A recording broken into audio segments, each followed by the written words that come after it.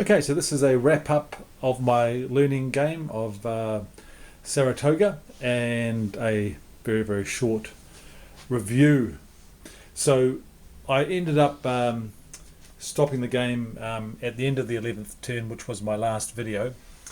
I realised that the aim of this particular game for me was just to learn the mechanics, and I think that's that objective has been achieved. In terms of actually who won, the victory is based on occupation of certain hexes by either force, the occupation of Freeman's Farm, and I never really played directly towards those victory points, primarily because I wanted to learn the game and focus on the mechanics and just try the strategy of the Americans just holding the Venice Heights. So I'm not going to give it a victory either way on that basis, but I think the Americans did pretty well. Having said that, a more experienced British player would have made more optimal attacks and so forth. So the game has ended with the Patriots holding the Venice Heights and effectively knocking the British morale right down, and their morale has been elevated. So maybe an American victory.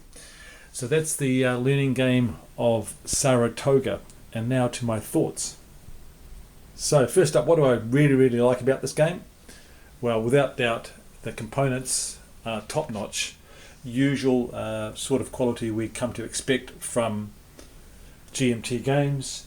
And in particular, the mounted maps are outstanding.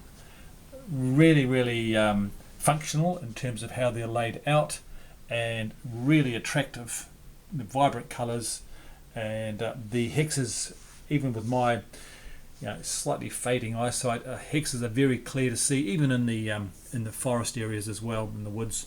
So all in all, I think the production values of the mounted map is fantastic. The counters are very, very good, very clear, nice graphics, fantastic, and they don't even really need to be clipped. That's how well they punched. The rule books and the scenario books, standard GMT material, very clear, concise, no problems with those. Again, the same with the player aids. I found the one for Saratoga very easy to follow. And then you've got your tactics cards, which again are quite clear and simple and well laid out. So component-wise, 10 out of 10. So I'm a complete newbie to the system, and I must say I found it very easy to pick up, which is saying something for me.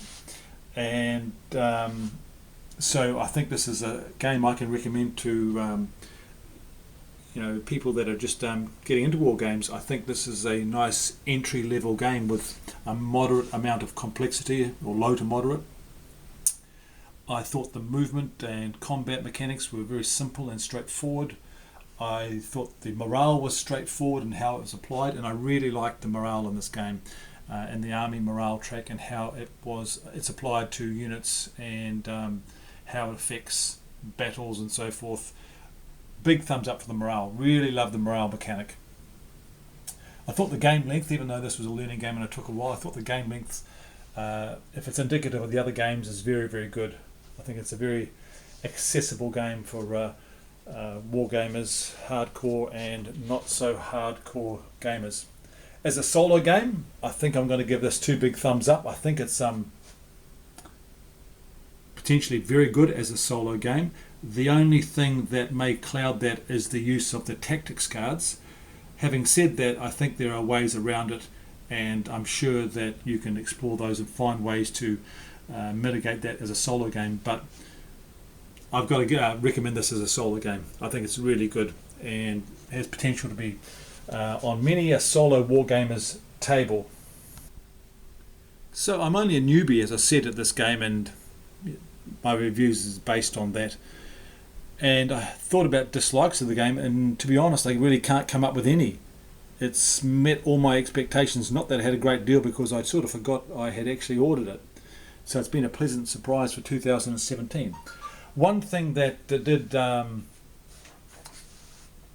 seem interesting was when the Patriots were defending in the fieldworks and they were in close combat with units containing artillery, when those British units were pushed back, the artillery was left behind, and the rules required the lead unit of the Patriots to advance, in which case the artillery was captured.